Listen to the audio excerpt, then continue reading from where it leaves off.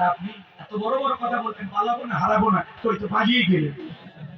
এভাবে তো যাওয়ার কথা ছিল না। কোটি কোটি অনুসারী, কথা বলে ঠিক কি না?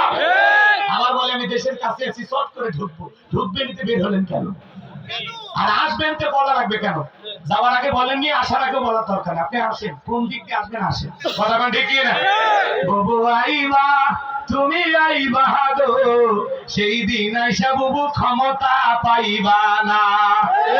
বুবু আইবা, তুমি আইবা গো, সেই দিন আইসা বুবু ক্ষমতা পাইবা না।